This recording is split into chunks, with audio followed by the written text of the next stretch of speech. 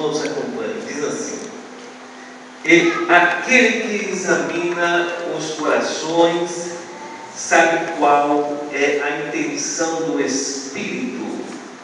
E é Ele que, segundo Deus, intercede pelos santos.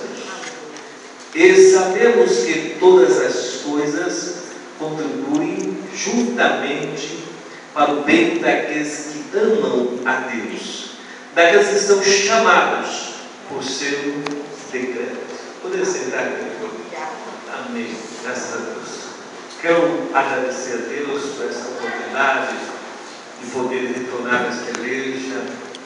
Depois de alguns anos passados, estive aqui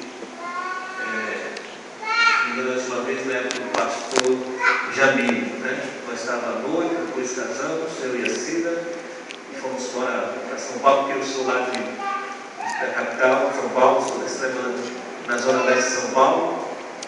E naquela oportunidade nós estivemos aqui, muitos irmãos estavam aqui naquela época, exemplo nosso querido irmão Agenor, que é o que mais eu tenho contato e lendo, os demais irmãos naquela época. Eu agradeço a Deus por poder retornar, saber que Deus tem abençoado, conhecer o pastor Jorge, o nosso querido irmão dele, Vicente, Deus possa estar abençoando, e saber que Deus tem colocado esses irmãos aqui nesta igreja para continuar fazendo a obra do Senhor.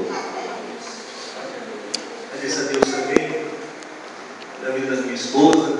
Deus tem nos unido, Os irmãos se conheceram, o pastor Jorge conheceu, ela sabe que trabalhou no nome do Senhor, e lá do outro lado eu também estava desde novo fazendo a obra do Senhor, Eu louvo a Deus porque eu tive o privilégio que meus pais são evangélicos, obreiro, já que meu pai já está na glória, a mãe ainda viva, nasceram no berço evangélico.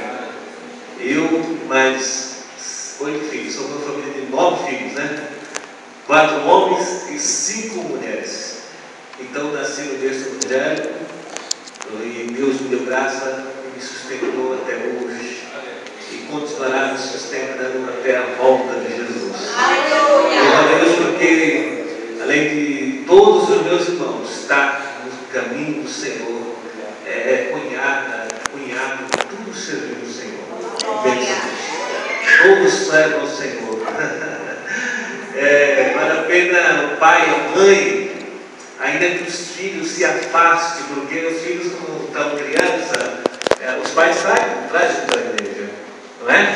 Mas quando pega a adolescência, ou a maioridade, os filhos vão embora da igreja. Isso aconteceu na minha família, com 3 irmãos meus também, que foram embora, ficaram afastados.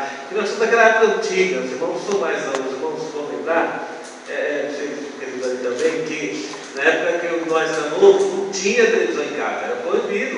Assembleia de Deus proibia televisão. Eu tinha 12 anos, nunca teve televisão na minha casa. Fui criado sem televisão. Imagina meus irmãos com 15, outros 16, outros com 17, outros 18 anos, jovem naquela época. Então eles se afastavam da igreja. Podia bater bola, que era disciplinado, nem vocês que são jovens. Não tinha televisão, que era excluído. Então, como os jovens ficaram na igreja? Se afastaram da igreja. Então, os três, uma moça e os rapazes estão mais de 20 anos afastados.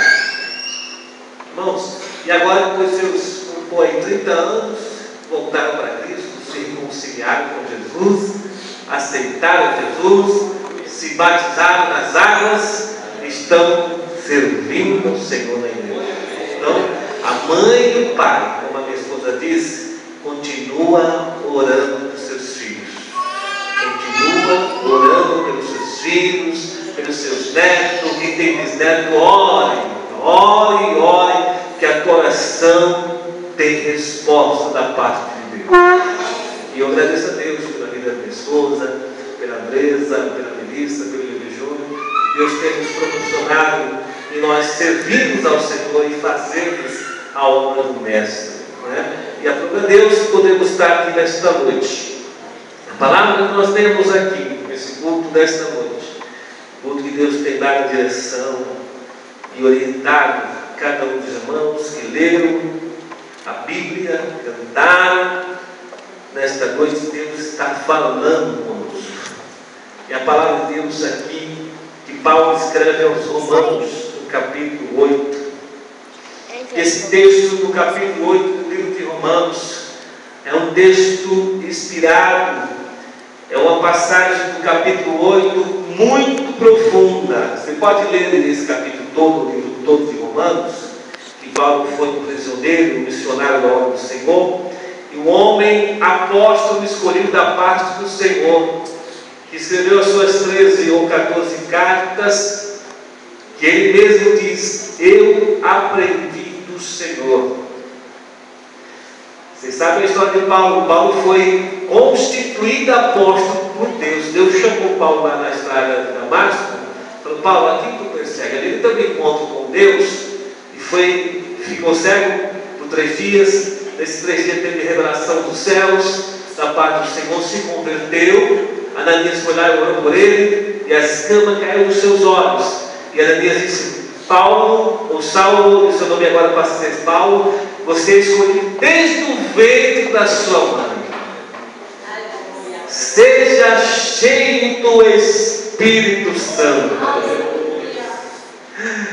Como é duro para ti, Saulo, recalcitrar contra os aguilhões. Aguilhões são tipo pontiagudos, né? Acho que usavam os prisioneiros. E não adianta se esforçar, porque quanto mais se esforçava, mais ele sentia dor, feria ele. Então não adianta. Deus falou assim para Paulo: Paulo, eu te chamei, você vai sofrer o meu amor, vai padecer, vai ser chicoteado, vai ser prisioneiro, vão perseguir você, vão tentar te matar várias vezes, você vai dizer: ai Jesus, vai gemendo. E por final, lá no outro capítulo, assim: Senhor, eu dei um espinho na carne, e a Bíblia diz que ele orou por 3 vezes, e Deus falou assim: Paulo, não vou tirar esse espinho da sua carne, que era um demônio que esbofeteava Paulo. Ele tem algumas interpretações, mas Deus, ele orou ao Senhor por 3 vezes: Senhor, tira de mim esse espírito.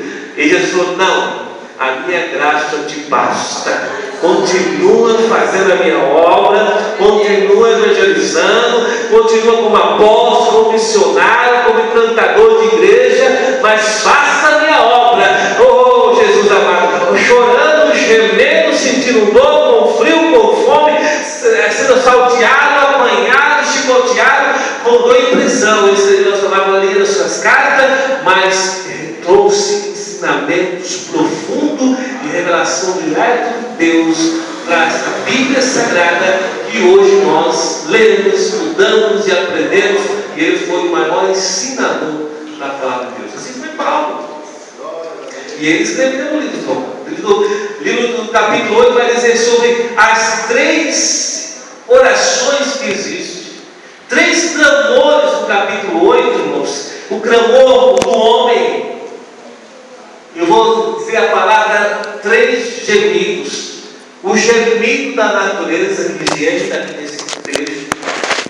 O gemido do homem, da natureza humana. Aleluia. E o gemido do Espírito Santo. 3 gemidos. Aleluia. Eu sinto Deus enxugar. Uma paz aqui. Eu estou feliz, eu estou alegre de estar aqui nesta noite, porque a presença de Deus está aqui, irmãos. Aleluia. Deus está neste lugar.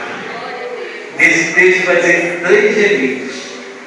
O gemido da natureza, sabe que a natureza geme devido à sua decadência, à destruição que o pecado do homem cavou no planeta Terra, a natureza no sentido de árvores, botânica, a natureza no reino animal, né, que é a violência. O animal não era violento, ele é carnívoro, né, mas o pecado destruiu. Então a natureza chega para uma libertação e Deus está unido. A natureza humana também, a natureza humana está debaixo da lei do pecado, da maldição do pecado. Ela geme por libertação. A natureza humana, nós em Cristo Jesus já fomos libertos da lei e da maldição da lei, porque Cristo se tornou maldito por nós. E nós aceitamos a Cristo e fomos salvo, liberto, regenerado, transformado, limpado e cheio do Espírito Santo. E o Espírito Santo mora dentro do nosso coração e nós somos feitos filhos de Deus. E estamos aguardando a nossa redenção, a nossa resposta, o gemido da nossa carne, da nossa natureza, que sofremos, gememos, buscando a libertação desse corpo terreno que vai para a destruição da carne, para a morte, porque a morte, irmãos, não faz parte da natureza humana, porque veio o pecado, e nós nunca vamos conformar com a morte.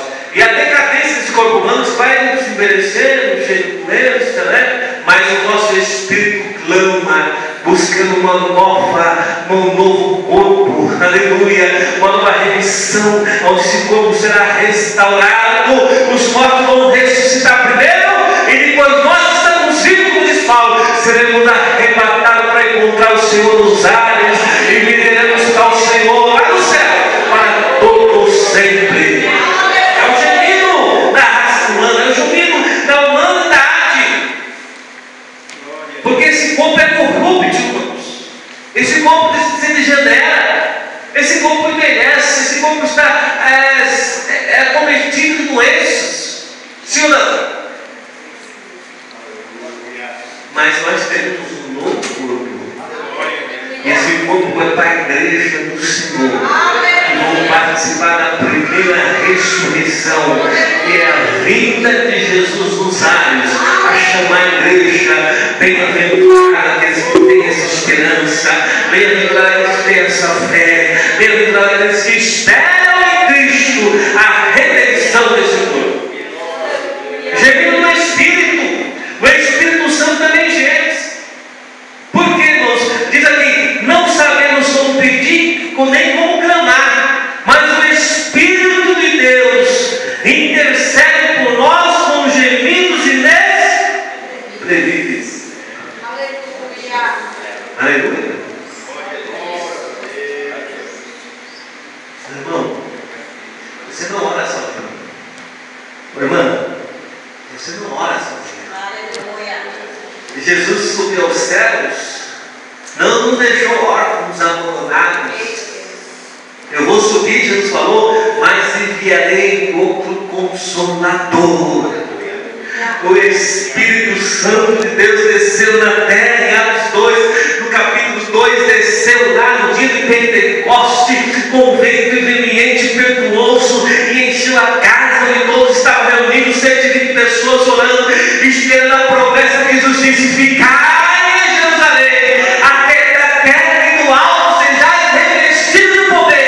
Eles ficaram em Jerusalém orando, reunidos na esperança, buscando, chorando, clamando. Deus vai enviar uma promessa, e a promessa veio, foi o derramamento do Espírito Santo de Deus, o Espírito de Deus desceu em Pentecoste, as nações estavam reunidas, muitos países, nações, e o poder de Deus desceu na casa, e todos foram cheios do Espírito Santo. Quem era tímido ficou corajoso, autoritário, cheio do poder, cheio da glória, cheio da unção. Ele se levanta, começa a pregar a palavra do Senhor. Alguém diz: varões aleluia, diz assim: olha, eles estão embriagados, estão bêbados, a essa hora do dia, no moço de vinho, beberam vinho, o moço, estão embriagados. Não, eles estavam cheios do Espírito Santo, irmão, de maneira que talvez pulavam, rodopiavam, eles estavam embriagados, cheios, eles estavam alegres, saltando, cantando glória ao nome do Senhor, o hino ao Senhor, e o barulho foi grande, que a cidade, o bairro, daquela casa, o povo começou a ouvir um barulho de Pentecoste,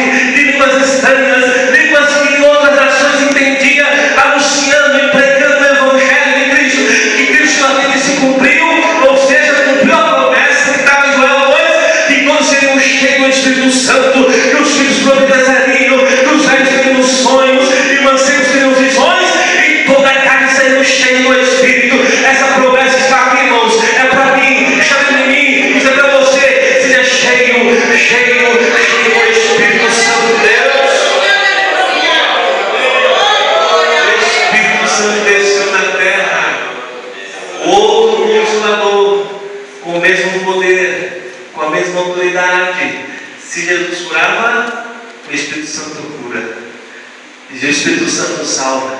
O Espírito Santo convence do pecado, da justiça e do juízo. Não tem homem de coração duro para Jesus.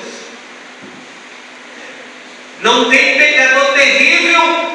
Se abrir o coração, Jesus transforma e liberta.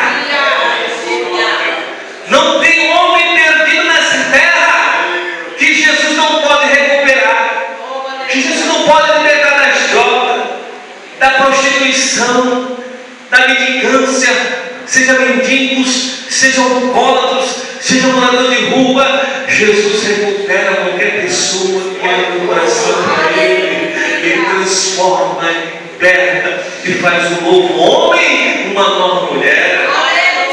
O Espírito Santo convence o homem do pecado, da justiça e do juízo. O texto diz que o Espírito Santo mora dentro de nós. Paulo vai dizer nas cartas Coríntios: não sabem vós que sois o templo do Espírito Santo? Você é morada de Deus? O Espírito Santo habita dentro de você? O Espírito Santo habita dentro de mim. É Ele que me convenceu do pecado. Ele que fala no meu coração para agradar a Deus. Ele que fala para me orar e interceder para o próximo. Orar para Deus salvar almas, pessoas que não conheço, mas o Espírito Santo faz eu orar também por alguém. O Espírito Santo ora conosco com gemidos, irmãos, inexprimíveis. E quando Ele ora conosco, juntamente conosco, põe para nossas bocas, essa oração vai direto ao trono da graça.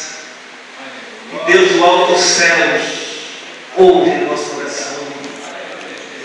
E Deus do alto dos céus entende o gemido do Espírito Santo e transforma ou traduz as nossas lágrimas em palavras de forma tal que Deus lá no céu entende a minha oração, entende o meu gemido. Você já teve período na sua vida que não saía palavras? Não pronunciou palavras? Só chorou? Só gemeu? Sem palavras não muda. Esse teu gemido, essa tua oração em silêncio, essa tua oração sem palavras, o Espírito Santo leva a Deus. E quando o Espírito Santo leva a Deus, não tem barreira alguma que impeça que a vontade de Deus se cumpra na sua vida. Que a vontade soberana de Deus se cumpra na sua vida. A palavra de Deus se cumpra na sua vida. Não tem. Porque o Espírito Santo ora conosco.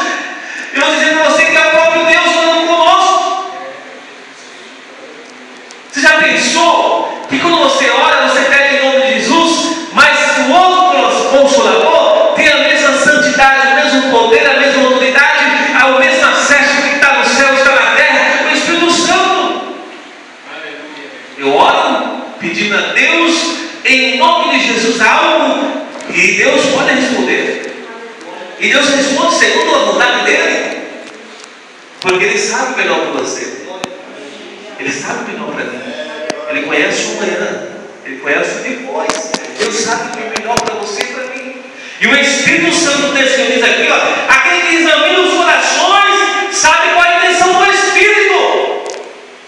Quando você for orar, quando você for tomar uma decisão, você começa a ficar: Deus, eu vou fazer tal coisa, vou viajar, vou comprar isso, vou mudar de lugar, uma decisão importante.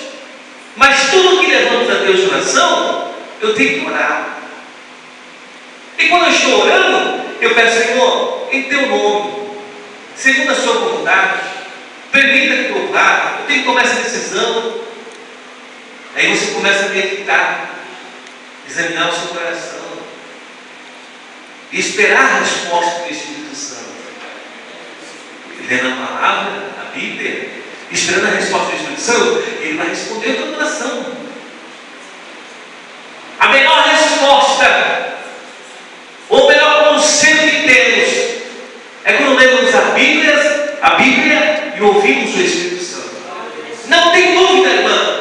Irmão, não tem dúvida. E quando o Espírito Santo traz a paz ao teu coração, e você sente a paz em tomar aquela decisão, sinal que é da vontade de Deus.